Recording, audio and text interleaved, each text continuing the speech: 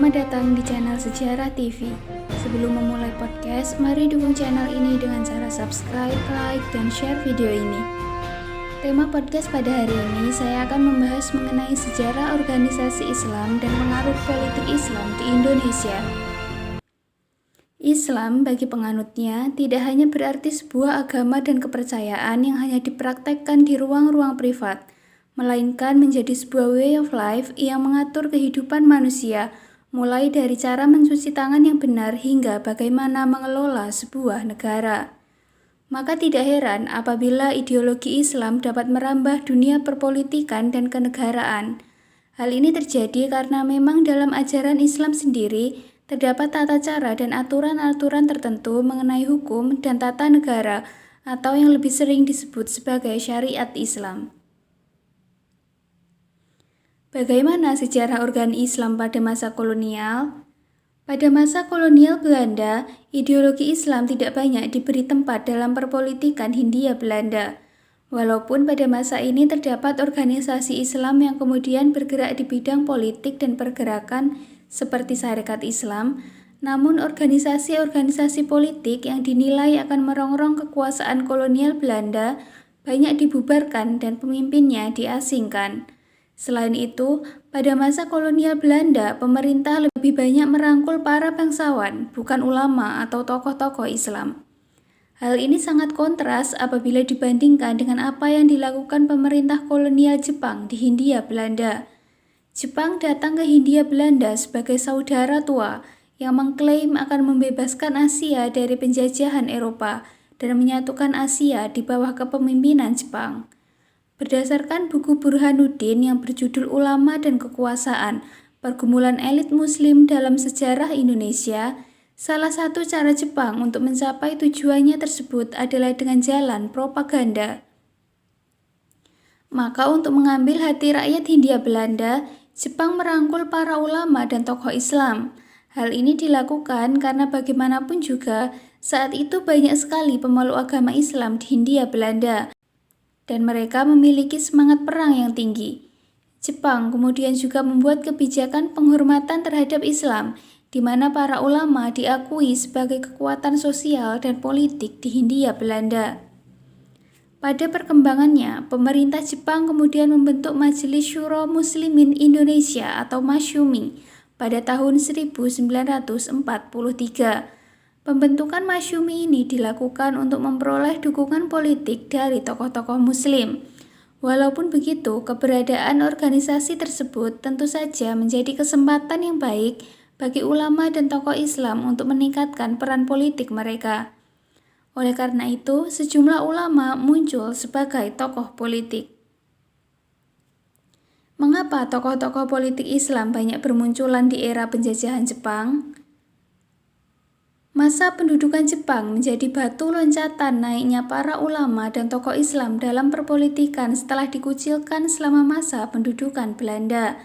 Dengan kebijakan-kebijakan Jepang mengenai Islam seperti pembentukan Masyumi, tokoh-tokoh Islam mulai terlihat dalam jantung politik Hindia Belanda.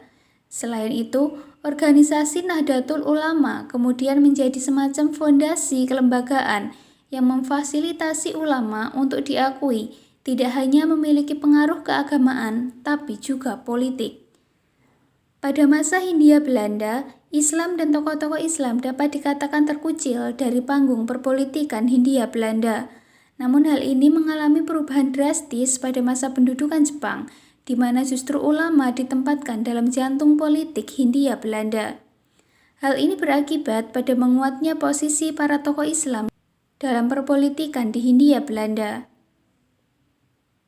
Selain itu, munculnya Islam dalam jantung perpolitikan di Hindia Belanda juga menyebabkan ideologi Islam mulai merambah dalam kenegaraan dan politik. Hal ini ditandai dengan banyaknya ulama dan tokoh-tokoh Islam yang juga merangkap menjadi tokoh politik dan berkecimpung dalam dunia politik. Pada perkembangannya, politik Islam semakin menguat dengan munculnya partai-partai politik Islam.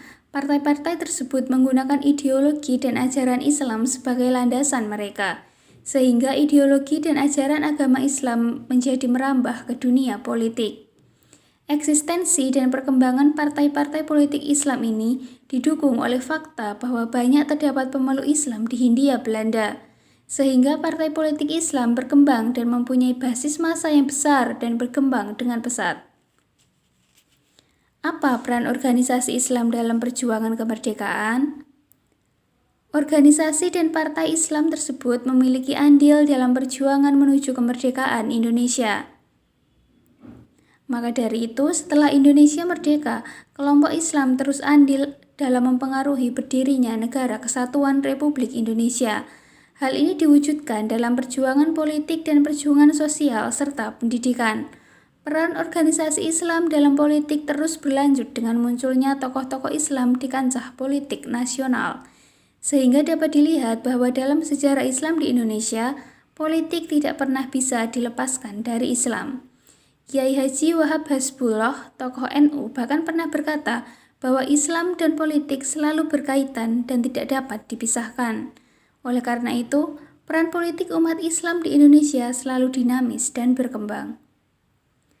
Maka dari itu, dapat disimpulkan bahwa besarnya pengaruh organisasi Islam di kancah perpolitikan Indonesia tidak terlepas dari sejarah panjang kiprah organisasi Islam di Indonesia. Organisasi Islam mulai bermunculan sejak masa pendudukan Jepang dan semakin menjamur menjelang kemerdekaan Indonesia. Tingginya pengaruh organisasi Islam pada kancah perpolitikan di Indonesia tidak terlepas dari peran aktif organisasi Islam dalam perjuangan kemerdekaan. Hal ini membuat posisi organisasi Islam semakin menguat pasca kemerdekaan Indonesia. Kuatnya posisi organisasi Islam dalam kancah perpolitikan di Indonesia adalah juga karena Indonesia merupakan salah satu negara dengan penduduk Muslim terbesar di dunia. Maka dari itu, organisasi Islam di Indonesia mempunyai basis massa yang sangat besar. Hal ini mendorong pertumbuhan dan perkembangan organisasi Islam di Indonesia, serta semakin meningkatkan pengaruh mereka di ranah perpolitikan. Demikian pembahasan mengenai sejarah organisasi Islam di Indonesia. Apabila ada pertanyaan, dapat ditanyakan di kolom komentar. Jangan lupa untuk terus dukung channel ini dengan cara like, subscribe, dan share video ini. Terima kasih.